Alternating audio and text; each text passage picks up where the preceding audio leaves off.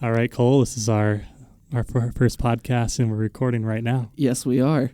And this is exciting. It is. We've been talking about this for a while. We have. And I'm just going to eat your coffee real quick. Thank you so much. Yeah. All right. Cheers to the first podcast. Here we go. It's a bit hot. It's a bit hot. It was a bit hot. But, all right. So, I want to welcome everybody to The Extraction. This is Corey and I's first podcast together, and we are talking everything coffee. Correct. So Cole and I had this idea a few weeks ago, actually.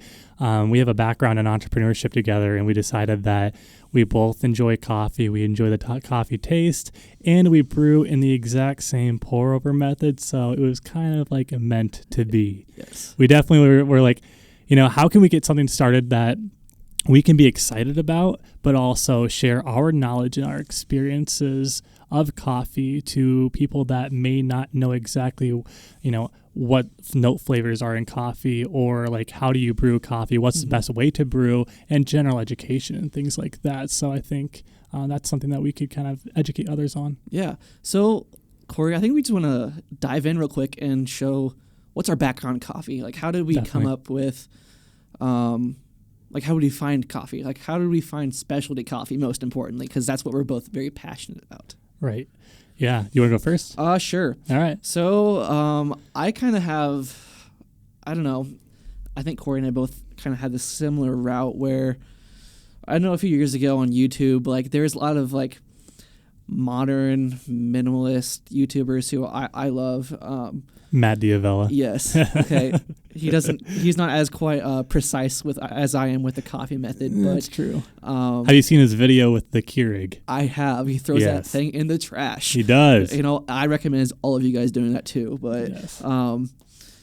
Corey and I are very passionate about Chemex, and we just love coffee in general. So I started probably about a year and a half ago, ordered my first Chemex, came in the mail, and I was so excited about that. I was thinking about taking a Chemex to college, a Keurig to college, and, I couldn't do it.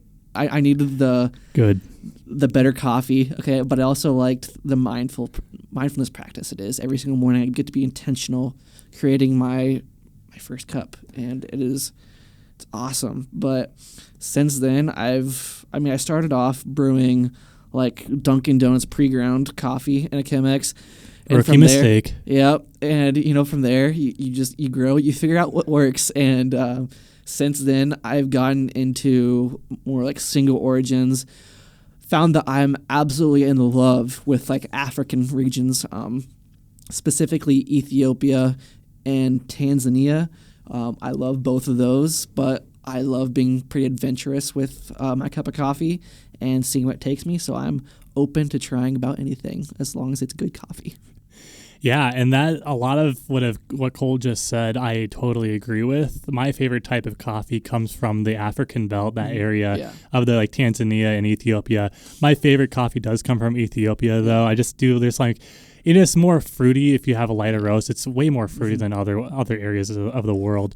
But some of I want to get into how I started in this sphere, because it was also like YouTubers. Back in 2016, I didn't meet, but I had the ability to kind of interview this YouTuber with my student organization, the Entrepreneurs Club, which I was a president of in actually 2017, 2018.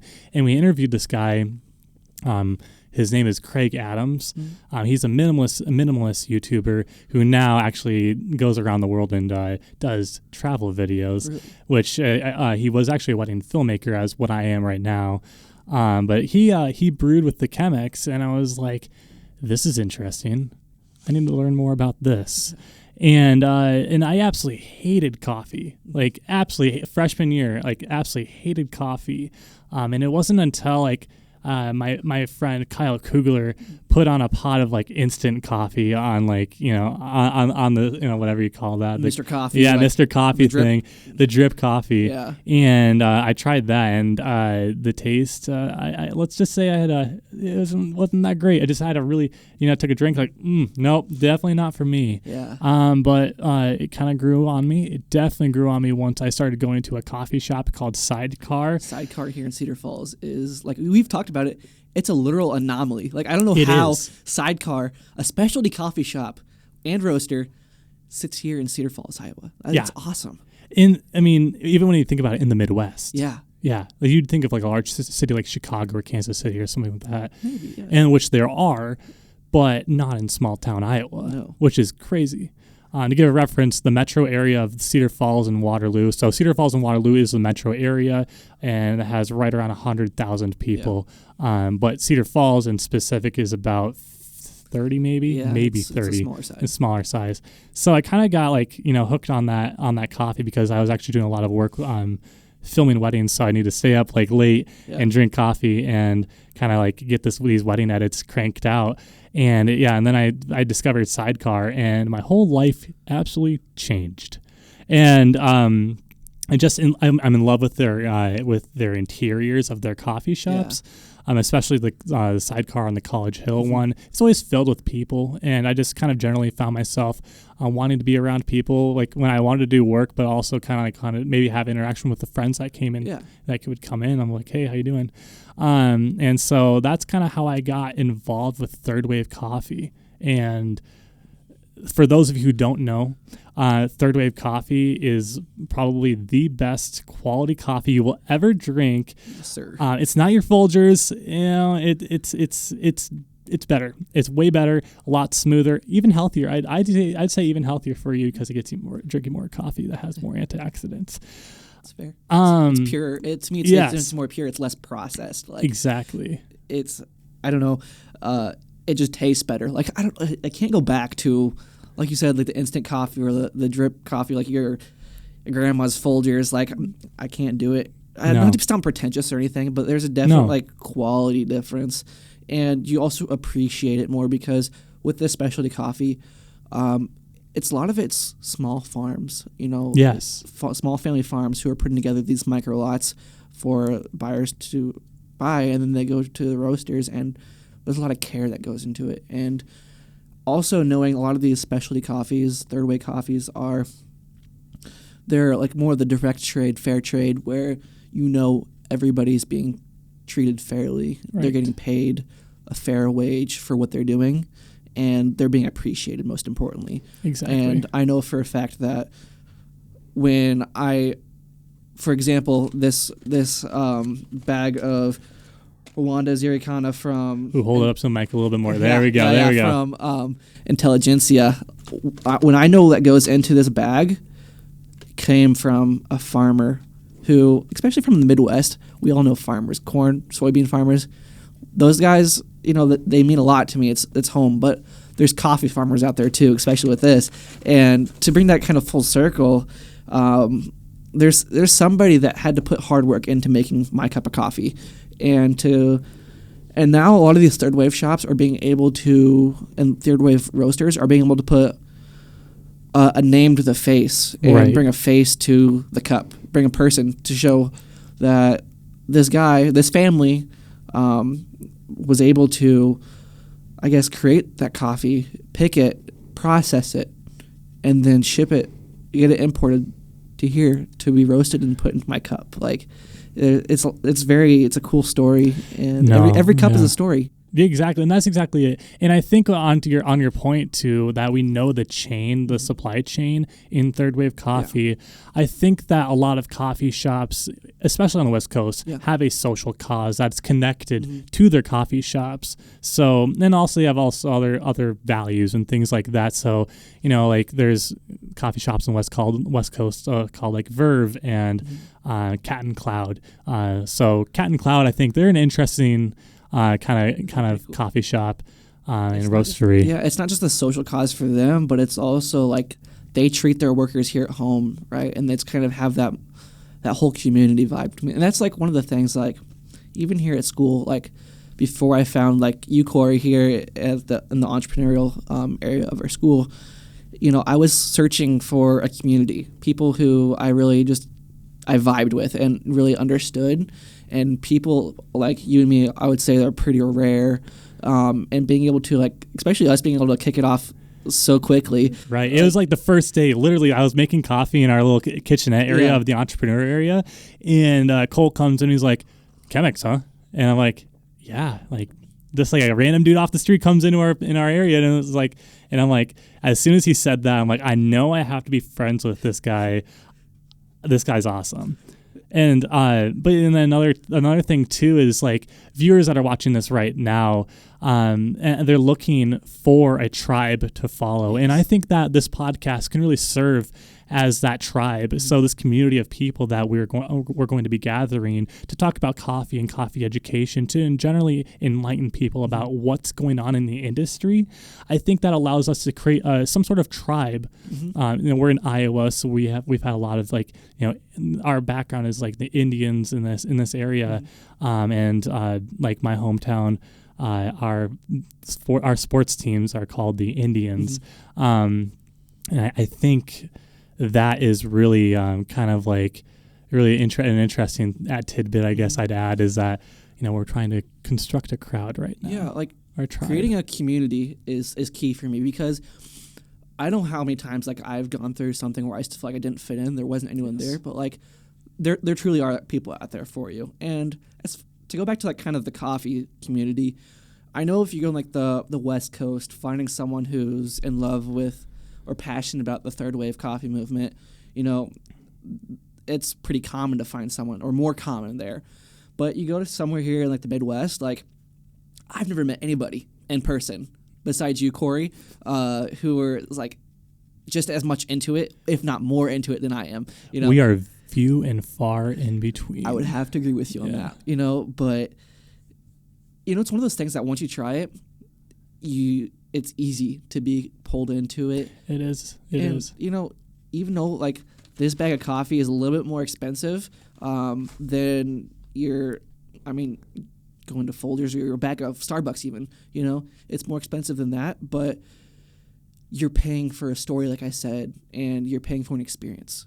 Every single morning. I don't drink, like 4 cups of coffee every morning. I drink 1 cup of coffee. Right. And it's not because I don't need the caffeine. It's because I care. I'm more intentional with it to sound right. To sound. But I totally agree. But I'm very intentional with tasting the coffee, and it's like an experience. It's the people who enjoy specialty coffee are up there with the people who enjoy nice cigars, nice bottles of wines, whiskeys, those type of people who are very passionate about flavor and tasting things. That's the type of people who drink specialty coffee, and it takes a finer palate to be able to taste and express the flavor notes in this. And I'll be honest with you, like, when I first got into it, I didn't taste all the things that were into it. It was like, I still don't. And no one comes into this. And for the community that's watching right now, no one comes in to this community or into the coffee realm and understands that, ooh, this tastes like lemon, or, oh, this tastes like raspberry, or whatever other flavor. Oh, chocolate. Oh, you'll get a huge chocolate note. Yeah. Usually, that's usually the starting out. Yeah. You get a dark roast and, like, oh, this is chocolatey. But yeah, a lot of these people will come in discouraged and maybe even lost at some point because they're really passionate, or they're really wanting to get into this, and they're like, I can't taste what you're telling me. And that's okay, and that's completely fine. And we are here to walk you through this journey and to be able to say, here, like, this is how you're going to taste this. And maybe it's even like how, like, your extraction. Exactly. Like the name of this podcast, the extraction. The extraction is probably one of the most important aspects of drinking coffee, because if you have more, or if you have too much of an extraction, you're not going to get all of the taste that's inside of this coffee bean. And so, we really want to be able to educate others about how you should really taste this coffee, and give you some tips on maybe, like, put yourself in a state of mind to be able to understand that it's not always going to taste, amazing, or it's not always going to have like this experiment. Yeah, exactly. It's an experiment. This is what this is. It's one of those things where when I first got into coffee, like if you would have told me that coffee could taste sweet, I would have thought you were lying. Growing up. Totally agree. Growing up, like my parents made Folgers, they made Dunkin' Donuts, like, and even like some Starbucks stuff, but it's all like coffee being sweet is such a foreign idea to most people. It's like usually it's like, oh, coffee's bitter, and to me, coffee isn't bitter. Coffee is sweet, especially the coffees I like, especially coming from the African belt, where I like those lighter roasts. I like the aromas, the sweeter notes, and to have that experience in a cup of coffee. Growing up, I said that was unheard of. Like, it wouldn't happen. But I don't know about you, Corey, but like we've talked about like the coffees that we like, and being able to try or at least experience that lighter cup, the very delicate cup of coffee, and I love that. And not everybody is going to like those lighter roasts. Not everybody is going to like bringing a Chemex. Some people are V60. Some people are an AeroPress. Some people are espresso, And some people are drip coffee drinkers, and that's completely fine. And that's 100% fine. And if you put cream and sugar in your pot in your coffee, more power to you. Yeah. If that's the best cup of coffee is the cup of coffee you like. Exactly. We're just here to educate. Say like this is, maybe you should try it, and if you don't like it, like that's completely fine. You have that choice, and so creating that transparency too is very key. So let's kind of talk about kind of like what we plan on talking about. So I know we've talked about different brewing methods and different ways that you can brew. So I think that that's been kind of established. Our overall goal too is to be able to talk about roasteries and how do you roast coffee too. So that's going to be one of the aspects, one of the pillars that we're really going to be going off to, is talking about how coffee is roasted and maybe even possibly even the science behind it. Yeah, we talked about the supply chain of coffee, and I think going along the entire trip would be pretty cool. But something I like is kind of doing a region study where we get to sit down, try these different coffees from these different regions, and really go on a trip going through that story, go through that experience to see what that region has to offer, and really go into why it tastes like that. So today we are on a trip to Rwanda, right? And this is, like I mentioned, is it good? Oh yeah, it is super good. So this is actually from Trade. Okay, this is where I order all of my coffee from, and let me tell you, Trade coffee is a phenomenal deal. So true. So I've been using Trade for a few months now, and I absolutely love the service there. Okay, your first bag of coffee from us. Use our referral code. Use the link, and you get 30% off your first bag of coffee. But also from there, if you do a subscription, you get 15% off and free shipping on every single bag. And let me say, as I mentioned, specialty coffee, third-way coffee can be a little bit more expensive. So this is a phenomenal deal to get a part of that. And when we're getting bags of coffee from Trade, they're not going from a warehouse. Like, these are coming directly from the roaster. Like this right here is from Intelligentsia, right from Chicago, right here to Cedar Falls, Iowa. So like it's you know what you're getting is fresh, and that's something that this third wave coffee is. It's fresh. We don't have a best by date on our bags. We have a roasted on date. So exactly, it's fresh. This is as pure of a cup of coffee as you can get. Exactly. I absolutely love it. So yeah. I have so much in store for this journey that Corey and I are going on this podcast, and I'm so excited to be able to share it with you guys, share our experiences, because to think about it, Corey and I are very novice. We're very much of novices in the coffee space. But so true. But I want to take you guys on a journey of how we develop our palates, how we develop the experiences that we go through, and really looking forward to seeing where this takes us. Yeah, definitely. And I really look forward to educating others, being able to actually interact with the community and build a community, build a tribe that is here in the Midwest, but also all around the world. Really, I hope the best for the people that are listening to our podcast. And I really hope that they gain a lot of value of like what we bring to them and what we bring to the table. So, I'm really excited to see where we go from here. I think there's a lot of potential for events and things like that, like meetups. But there's this whole the Midwest, as we mentioned, it's kind of there's not much of a presence of third wave coffee. I agree. But it's such a new thing where it just hasn't reached here yet. Right. And people like us are the innovators, the early adopters of this movement. And this is going to be more common as you go. And it's just not very common for, especially here in the Midwest, coffee shops to have their own roastery. Right. And as there's actually quite a few cool places here in the Midwest where coffee does have a presence. So think about Minneapolis. You have Mill City Roasters, one of the best and most well-known roaster companies. But also you have Cafe Imports, which is huge. Which is also in Minneapolis too. Yeah, we have this coffee presence here in the Midwest, but I don't know if we necessarily have the drinking presence where people enjoy a cup of coffee, like what we do. And eventually that's become more common. People are going to get to, you no longer have to settle for a halfway decent cup of coffee, Right.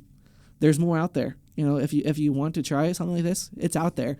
And Exactly. I'd be more than willing to hold your hand along the journey and show you the way. That's one of the things I want to do with this is, like I said, the community. I love community and being able to help people and develop people is pretty cool. No, yeah, definitely. So, do you want to lead us out? Sure. So, I don't know. We're looking forward to a lot of cool things here on the Traction. Stay in touch with us. We're going to have some stuff on Instagram coming out, some social media stuff, as well as YouTube podcasts will be available on all streaming platforms.